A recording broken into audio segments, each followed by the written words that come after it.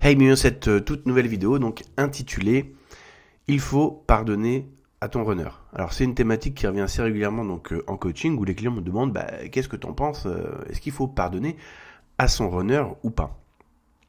Et ma réponse c'est toujours un peu la même, c'est oui et non, ça va dépendre en fait de ce qu'on met derrière le mot pardon et donc de l'intention qu'on met derrière tout ça. Parce qu'en fonction de l'intention, soit c'est oui, soit c'est ma réponse ça va être non.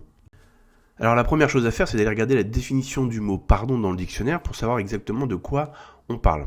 Donc on a ici deux définitions qui sont sensiblement les mêmes. Il y en a une qui dit fait de ne pas tenir rigueur d'une faute, rémission d'une offense, donc accorder son pardon. Et la deuxième, action de tenir pour non avenue une faute, une offense, de ne pas tenir rigueur, donc ne pas en tenir rigueur au coupable et de ne pas lui en garder du ressentiment. Donc si on regarde bien les deux définitions, de quoi il s'agit exactement? Il s'agit tout simplement de libération émotionnelle. En fait, ça veut dire, j'ai rencontré Pierre-Paul Jacques, ils ont fait une faute ou m'ont offensé, et moi je vais permettre à moi-même de laisser partir tout ressentiment, colère, honte, culpabilité, bref, on va dire sentiment négatif, par rapport à l'événement, de le laisser s'en aller. Donc on est en plein dans de la libération émotionnelle en fait. Maintenant, il y a une petite nuance. Pardonner veut dire que j'ai permis au ressentiment ou à l'émotion négative par rapport à l'événement X provoqué par Paul, par exemple, de s'en aller de moi. Mais j'ai pas perdu la mémoire.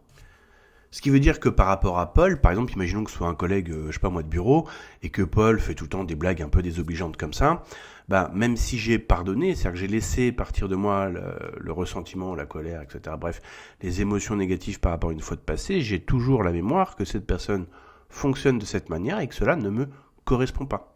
Ça ne correspond pas à mes valeurs, ou la personne avec ses blagues par rapport à moi, par exemple, j'estime que c'est un manque de respect, etc. Donc ça veut dire que je sais que la personne est comme elle est, je sais l'interaction / la dynamique que ça donne, et je décide pour autant de ne plus y participer. Et c'est là où il va y avoir souvent une confusion par rapport au pardon, c'est qu'on va confondre pardon, donc comme je viens de l'expliquer là, c'est-à-dire il s'est passé un événement X, j'ai du ressentiment, je laisse partir le ressentiment, je me souviens toujours, j'ai la mémoire de l'événement, et donc du coup je peux choisir de continuer d'y participer ou pas.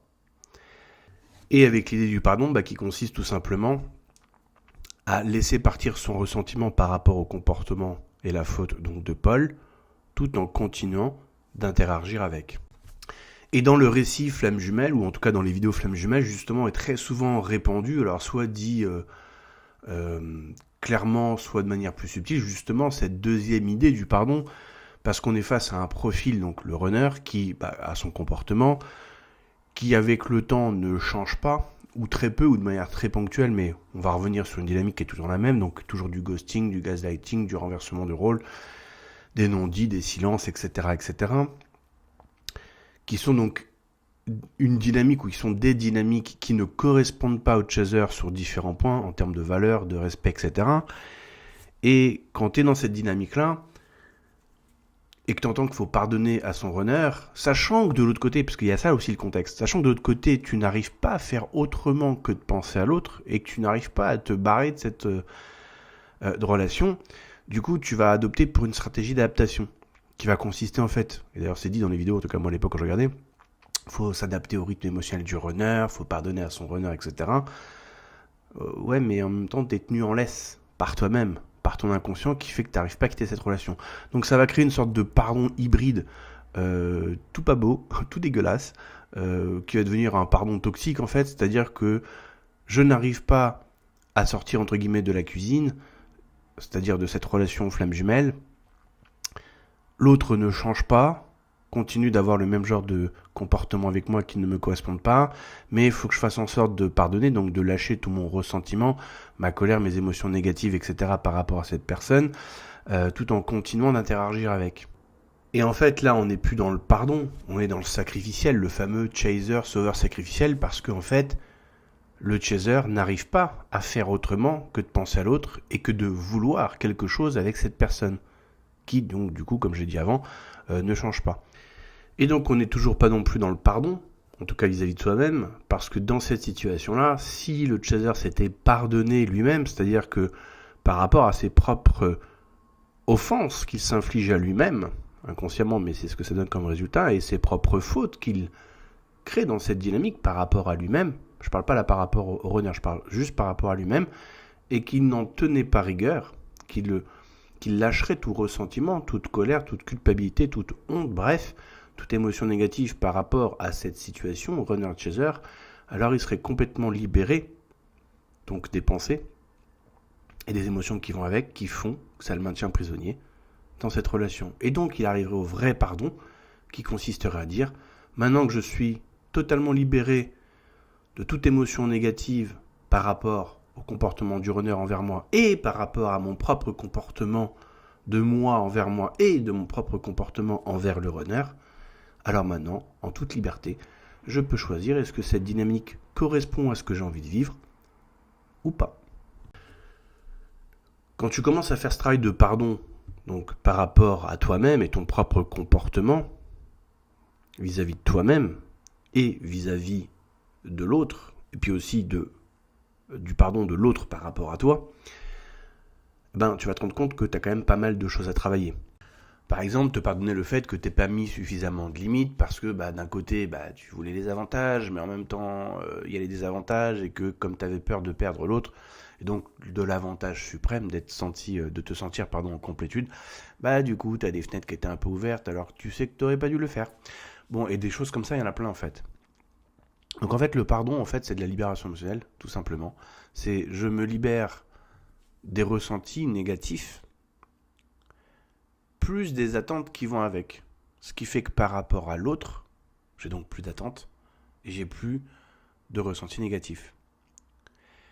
Maintenant, on va te dire que si tu pardonnes à l'autre, du coup tu charges plus le lien, donc l'autre il va revenir. J'en touche un mot parce que c'est hyper important. C'est pas parce que tu fais ça, on n'est pas dans le monde d'Harry Potter, c'est pas voilà, cadabra, le renard il reviendra, non, ça marche pas comme ça. Alors on aimerait bien que ça marche comme ça aussi. Si tu t'écris une petite lettre à ton runner un soir de pleine lune en direction sud-sud-ouest, normalement, en toute logique, d'après les lois universelles, tu devrais recevoir un texto d'ici à peu près 3-4 réincarnations. Bon, après, sois patient, garde la foi, c'est un parcours long. Mais ça fonctionne pas comme ça. Et en plus de pas fonctionner comme ça te met des fausses croyances dans la tête. Parce que, et tu vois, et c'est là tout le paradoxe un petit peu, ou les contradictions du parcours flammagénal, parce que si tu crois que en faisant ce style de pardon, du coup, ça décharge le lien, entre guillemets, les vases communicants, ce qui fait que l'autre, ça lui donne de l'espace pour revenir, t'arriveras jamais à ta complétude, puisque, encore une fois, comme je disais au début de la vidéo, dans la ligne de mire du sniper, t'as ta réunion. C'est-à-dire, je fais X, Y pour obtenir ma réunion. Donc, l'idée de la réunion, donc le besoin de la réunion, est toujours en toi. Ce qui fait que tu ne te crois toujours pas complet par toi-même, puisque tu es toujours dans le besoin d'avoir l'autre personne pour être enfin pompé up. Donc tu vas pas arriver à être pompé up par toi-même. Mais en plus de ça, c'est que ça te fait croire à des choses qui sont pas vraies. Et donc du coup, le problème avec croire des choses qui ne sont pas vraies, c'est que du coup, tu vas faire un travail sur toi, tu vas faire plein de trucs et tout, puis tu vas te rendre compte qu'au bout de 6 mois, d'1 an, 2 ans, 3 ans, 4 ans, 5 ans, 6 ans, 7 ans, 8 ans, on peut continuer comme ça longtemps. En fait, oui, le runner est bien revenu, de temps en temps il t'envoie bien un texto, un truc, un bidule, mais le fameux retour tant attendu du Jedi qui est sorti de l'université des Jedi, là, qui est enfin prêt pour la bataille, ça tu l'as pas en fait. Et du coup, t'auras passé des mois, voire des années à faire beaucoup de choses dans l'espoir que du coup tu récupères ta réunion. Et en fait, ça va miner ta confiance en toi, ton estime de toi, etc. Il y en a même des chasers qui perdent complètement pied et vont se noyer dans la pseudo-spiritualité pour, se masquer de cette réalité. Donc, vont vraiment rentrer dans un déni qui ressemble pas à un déni, mais qui en est un. Enfin bref, je vais pas m'étendre sur le sujet. Alors qu'en fait, voici ce que tu devrais faire. Donc, travailler sur toi en libération émotionnelle. Pourquoi ? Parce que plus tu le fais, plus tu délies les schémas de pensée, plus tu dissous les attentes, le ressentiment, la colère, la culpabilité, enfin bref, tous ces ressentis, etc. par rapport à cette histoire-là, en fait, cette histoire commence à sortir de ta tête, ne plus être là, de moins en moins fort, de moins en moins fréquent, jusqu'à un moment donné, il n'y a plus rien du tout. Donc tu es complètement libre de penser à ce que tu veux. Tout comme là, dans ta tête, tu n'es pas toute la journée obsédé par le visage ou les histoires qu'il y a eu avec la première personne que tu as embrassée quand tu étais au collège ou au lycée, tu vois. C'est juste, si tu veux, tu peux t'en rappeler. Si tu as envie de te rappeler des souvenirs, bah tu choisis d'y penser, pouf, tu vas avoir des souvenirs. Mais c'est pas présent au quotidien, c'est pas en train de te prendre de l'espace mental.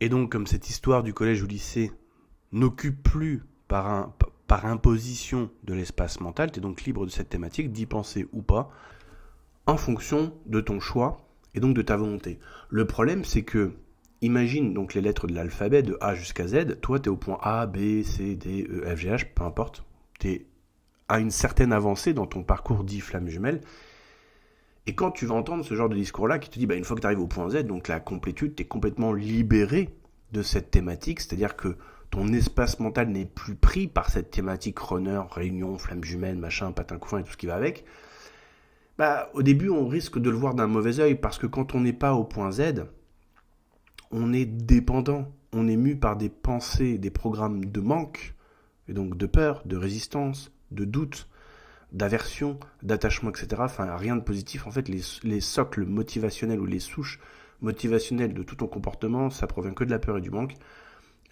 Et donc du coup quand on entend ça, c'est-à-dire arriver au point Z, à la complétude, tout ça, patin, couffin, l'autre c'est une personne comme une autre, t'as plus de pensée, d'image, de son, mécanique, automatique qui trotte sur cette thématique, au début ça nous plaît pas.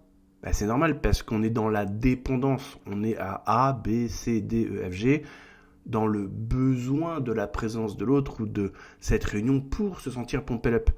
Et c'est là où ça devient problématique parce que d'un côté, on souffre donc on veut aller mieux, mais de l'autre côté, on veut pas lâcher l'envie d'avoir cette réunion. C'est-à-dire que tu lâcheras jamais vraiment ta dépendance, quoi. Sauf si un jour tu décides de dire, attends, stop. Et si je faisais tout ce que j'ai à faire pour arriver au point Z, et quand j'y serai à ce moment-là, là je verrai ce que j'ai envie de faire. Et en fait, la clé, elle est là. Parce que quand tu arrives au point Z, donc complétude, c'est-à-dire que cette thématique en toi n'existe plus de manière mécanique, automatique, tu es vraiment libre de choisir et de dire qu'est-ce que j'ai vraiment envie en termes de relation amoureuse ou dynamique relationnelle, qu'est-ce que j'ai envie de faire en fait et de vivre en fait, et dans quoi je vais choisir consciemment et donc délibérément de participer ou pas.